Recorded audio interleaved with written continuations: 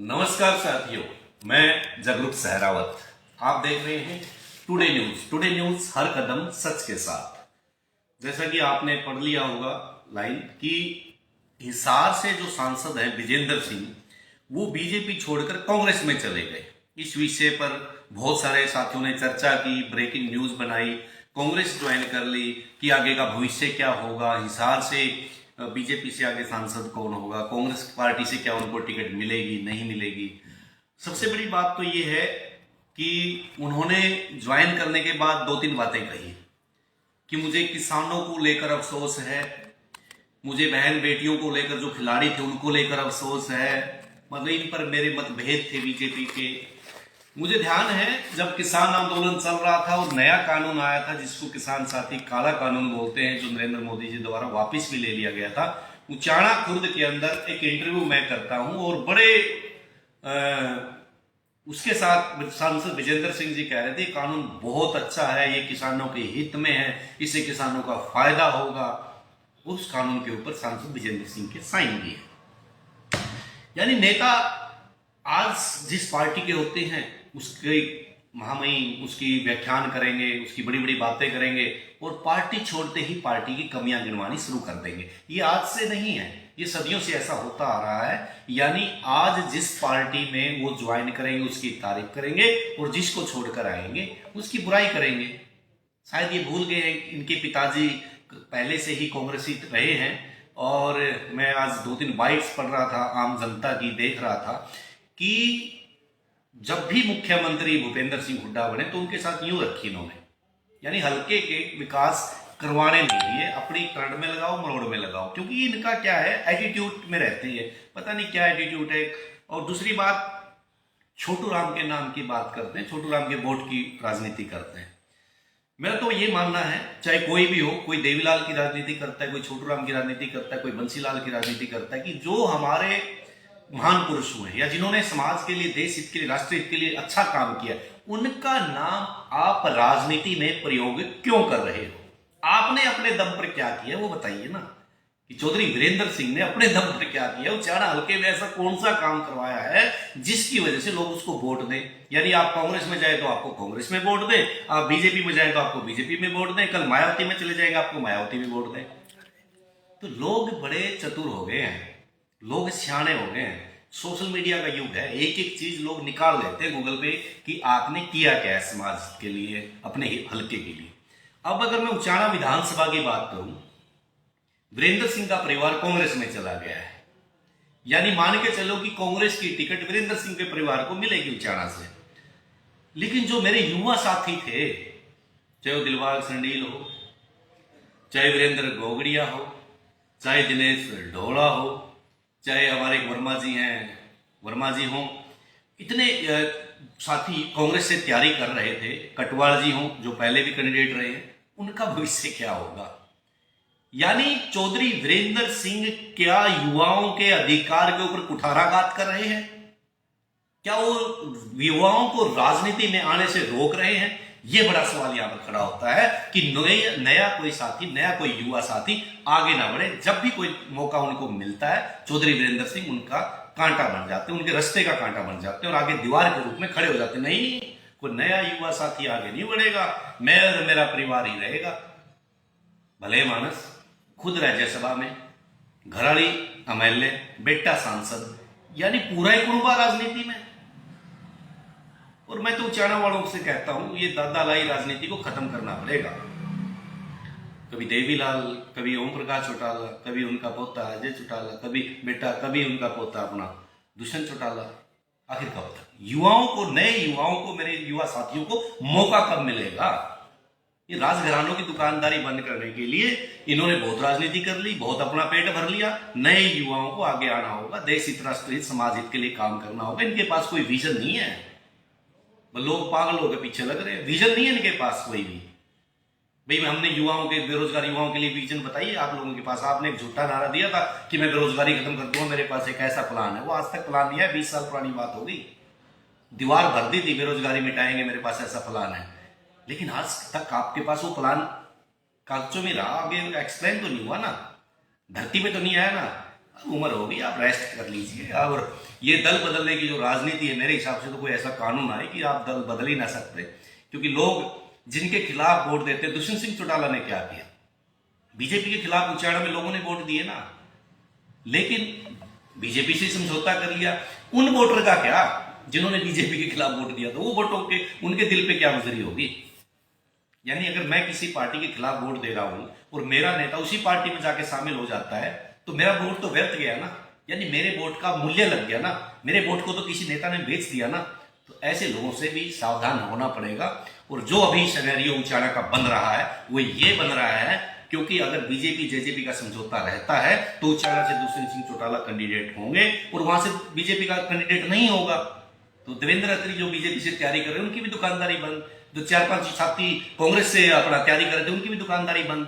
अब बात रहेगी इनेलो की। इनेलो से जो संभावना लग रही है, अभय सिंह चौटाला उचाना से चुनाव लड़ेंगे। 99.9% अभय सिंह चौटाला उचाना से चुनाव लड़ेंगे। उधर से जेजेपी से दुष्यंत सिंह चौटाला चुनाव लड़ेंगे। अब कांग्रेस से वीरेंद्र का परिवार चुनाव लड़ेगा। तिकोना मुकाबला होगा, लेकिन लोग बहुत सियाणे हैं। अब की बार ऐसा भी हो सकता है, ये मेरा मानना है, कि राजघरानों की दुकानदारी बंद हो और कोई नया युवा साथी आगे निकल कर आए और उचाना की कमान को संभाले। अब विजेंद्र सिंह पे चर्चा कर लेते हैं, जो अभी अभी नए नए कांग्रेस में गए हैं। क्योंकि विजेंद्र सिंह तो नए गए हैं, चौधरी वीरेंद्र सिंह कांग्रेस के पुराने हैं, और भूपेंद्र सिंह हुड्डा से भी उनकी मुलाकात हुई ज्वाइन करने के बाद, और बिना भूपेंद्र सिंह हुड्डा की उनकी गति होनी नहीं है। तो वो टिकट कभी भी हिसाब से नहीं मांगेंगे सांसद की, वो मांगेंगे सोनीपत से। लगातार प्रयास कर रहे थे बीजेपी से भी कि हमें सोनीपत से टिकट चाहिए, लेकिन बीजेपी ने कतई मना कर दिया और कहीं भी लिस्ट में उनका नाम नहीं था। तो वो सोनीपत से टिकट मांगे। सोनीपत उनके लिए नया क्षेत्र है, उसके अंदर जुलाना भी आता है, उसके अंदर जींद विधानसभा भी आता है, तो कहीं ना कहीं स्पीतों भी आता है, तो वहां पर वो अपनी नैया पार लगाने की कोशिश करेंगे। इधर से हिसार से कांग्रेस की टिकट पर, सांसद की टिकट पर, एमपी की टिकट पर जयप्रकाश जेपी आ सकता है। और जेपी भी एक कदावर नेता माना जाता है और राजनीति की कला उनको आती है, वोट किस प्रकार खेचने उनको पता। आदमपुर में भी उसने मैच लगा दिया था, तो कहीं ना कहीं बरवाड़ा से उनके छोटे भाई विधायक रहे हैं। बरवाड़ा हो गया तो उचाना में भी उनकी अच्छी पकड़ है, नानौद में भी अच्छी पकड़ है, तो ना उधर आदमपुर में भी अच्छी पकड़ है, हिसार में भी अच्छी पकड़ है, तो कहीं ना कहीं वो फाइट कर सकते हैं। अगर ये सीट आती है जेजेपी के बाटे, तो जेजेपी अपने एक वकील साहब को, छोटे वकील को मैं कहूंगा, और उनके पिताजी को कहूंगा, उनको चुनाव लड़ा सकते हैं। अजय सिंह चौटाला को परमिशन की समस्या आ सकती है, उनको परमिशन मिलेगी कि नहीं मिलेगी, एक सस्पेंस है। और अभी तो इस सीट के ऊपर भी सस्पेंस है कि जेजेपी को ये सीट मिलती है कि नहीं मिलती, क्योंकि जेजेपी ने 2 जगह से दावा किया, भिवानी और हिसार से। तो दिग्विजय चौटाला यहां से चुनाव लड़ सकते हैं और अजय सिंह चौटाला चुनाव लड़ सकते हैं। और बीजेपी से यहां पर कैप्टन अभिमन्यु का नाम चल रहा है, जो कैप्टन अभिमन्यु अगर आते हैं तो वो भी फाइट करेंगे और कहीं ना कहीं मुकाबला मजबूत होगा। अगर जेजेपी के बाटे आती है तो जेजेपी अपना उम्मीदवार किसको उतारती है, ये भी देखने वाली बात है।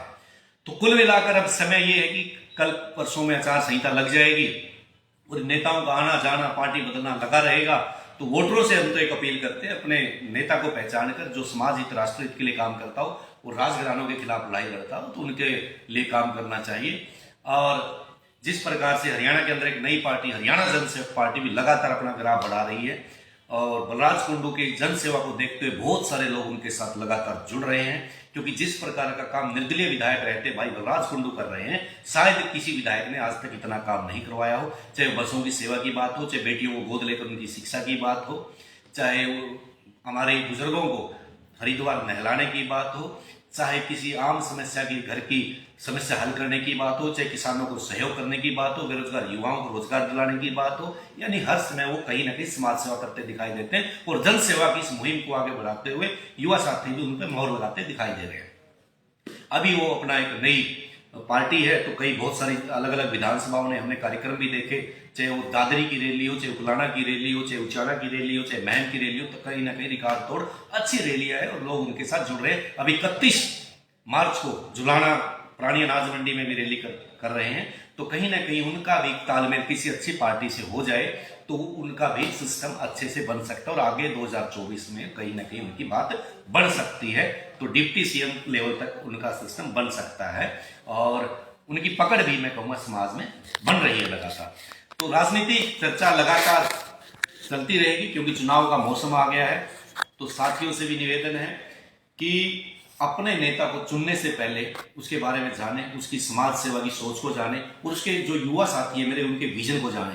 साथियों, आपने एक चीज तो नोट की होगी कि आज के समय कोई भी राजनेता रैली करे, जनसभा करे, युवाओं की तादाद आपको बहुत कम दिखाई देगी। क्योंकि युवा कहाँ लगे हुए हैं? युवा अपनी जमीन बेचकर विदेशों में जाने लगे हुए हैं। क्यों जा रहे हैं? क्योंकि यहाँ रोजगार नहीं है, यहाँ का माहौल ठीक नहीं है। वो अपने रोजगार के लिए विदेशों में जा रहे हैं, जमीन बेच बेच कर, दादा लाई जमीन बेच बेच कर जा रहे हैं। तो युवा अब राजनीतिक लोगों जो षड्यंत्र था उससे निकल रहे हैं। जो राजनीतिक लोग झूठ बोलकर वोट लेते थे, उनके मोह माया भंग हो चुकी है। अब वो राजनीतिक लोगों से अपना कहीं ना कहीं दूरी बनाते आज का युवा दिखाई दे रहा है। क्योंकि जिस प्रकार दुष्यंत सिंह चौटाला की 10 सीटें आई, वो कहीं ना कहीं युवाओं का उसमें बहुत ज्यादा योगदान था। युवाओं को बड़े बड़े सपने दिखाए गए थे, कहीं ना कहीं वो सपनों का कुठाराघात हुआ है, सपने पूरे नहीं हुए, झूठ बोलकर मैं कहूंगा वोट लिए गए। अब युवाओं को समझ में आ गया कि नेताओं की बहकाई में नहीं आना है और ये झूठे नेताओं की बहकाई में नहीं आना है। और जो दादालाई राजनीति, ये दुकानदारी है, इनको किस प्रकार से दरकिनार किया जाए, नए युवाओं को राजनीति में लाया जाए। क्योंकि राजनीति इतनी गंदी चीज नहीं है।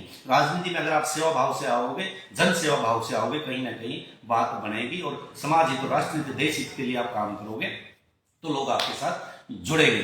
मुद्दे होने चाहिए, आपके पास विजन होना चाहिए। आज एक छोटी सी चर्चा की, पहल की, बहुत दिनों से हम लाइव नहीं आए थे तो आज समय था। तो टुडे न्यूज का यूं ही प्यार देते रहिए। अब हमारे टुडे न्यूज के 2-3 अलग अलग पेज बन गए। Today news Haryana, today news Himachal, today news Punjab, today news Delhi, today news Uttar Pradesh, अलग अलग हमने अलग अलग स्टेटों के पेज बना दिए हैं। उचाना का हमने अलग से पेज बना दिया है और जो मेन टुडे न्यूज है वो अलग से बना है। और आप लोगों का प्यार मुझे मिलता रहेगा। नमस्कार सब साथियों को, राम राम। वीडियो को शेयर जरूर करें, अच्छा लगे तो कमेंट्स भी जरूर करें, अपनी राय कमेंट्स में जरूर दें।